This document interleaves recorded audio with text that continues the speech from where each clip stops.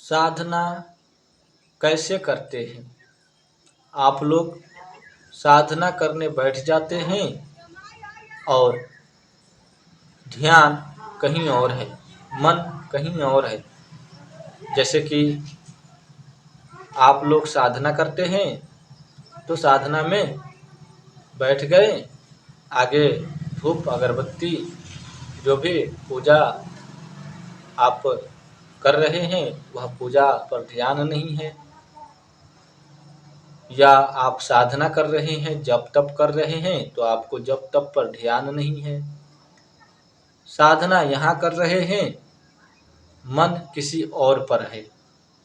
साधना घर में बैठकर कर रहे हैं, ध्यान कहीं और लगा हुआ है और मंत्र पढ़ते कुछ और है और पढ़ाता कुछ और है। मंत्र याद है फिर भी आपसे गलती हो जा रहा है। तो अपने मन को शांत करो। यदि आप अपने मन को शांत कर लोगे ना तो आप साधना कर लोगे। किसी भी साधना में सर्वप्रथम ध्यान लगाना जरूरी है। पहला कर्तव्य होता है ध्यान लगाना। यदि आप ध्यान नहीं लगा पाते हो तो आपसे साधना नहीं होगा। आप अभी उठकर भाग जाओ, साधना पर से अभी उठ के भाग जाओ, क्योंकि आपसे साधना नहीं हो सकता। साधना आप जीवन में कभी करना भी मत। वो इसलिए मैं बोल रहा हूं कि जिसका ध्यान एकाग्र नहीं हो सकता, जिसका मन शांत नहीं हो सकता और जिसका मन पवित्र कभी नहीं हो सकता, उसको मन में हमेशा गंदे विचार और किसी और के ऊपर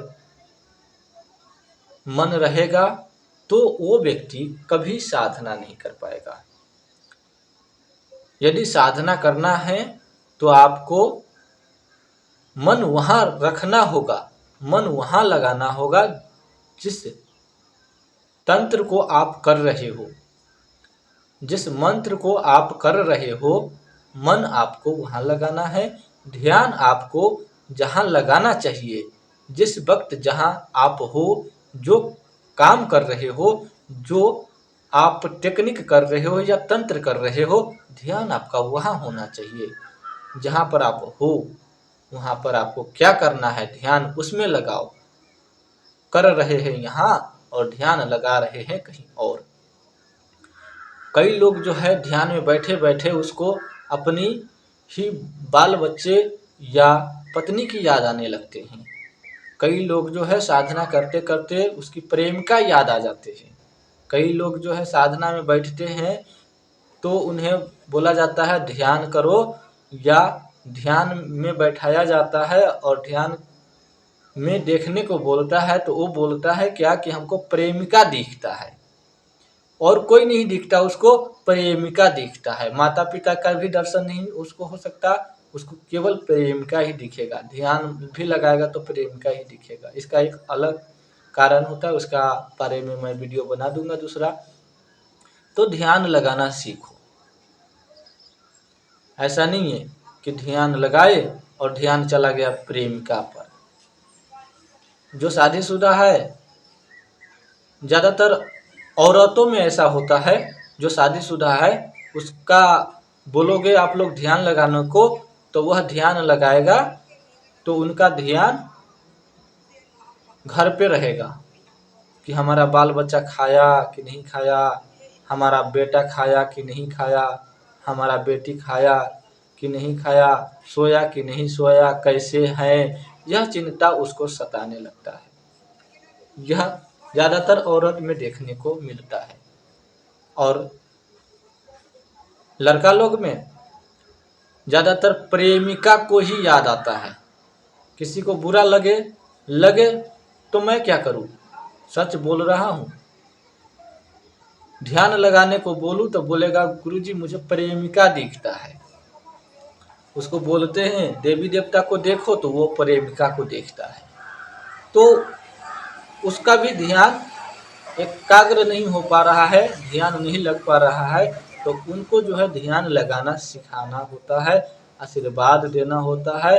गुरु सामने रहेंगे तब जाके वो ध्यान लगा पाएंगे। ध्यान कैसे लगाना है, कैसे क्या करना है, उसको समझाना होगा, बारीकी से बताना होगा, टेक्निक उसको समझाना पड़ेगा, तब जाके वह भी ध्यान लगा पाएगा।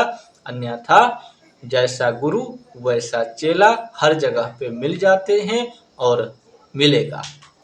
एक अच्छा गुरु बनाइए, एक अच्छा रास्ता चुनिए और उस रास्ते पर चलकर आगे बढ़िए और लोगों को कल्याण करने के लिए हमेशा मन में विचार रखिए।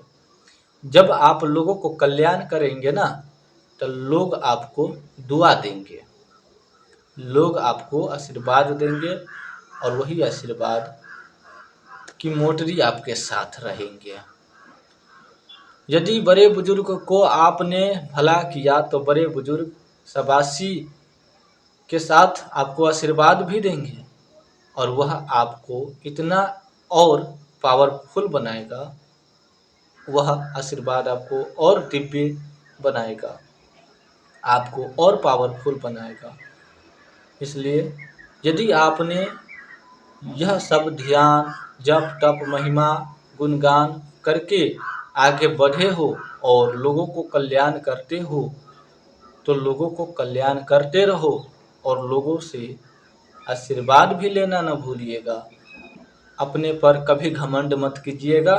आगे की जानकारी के लिए इस चैनल को सब्सक्राइब करें।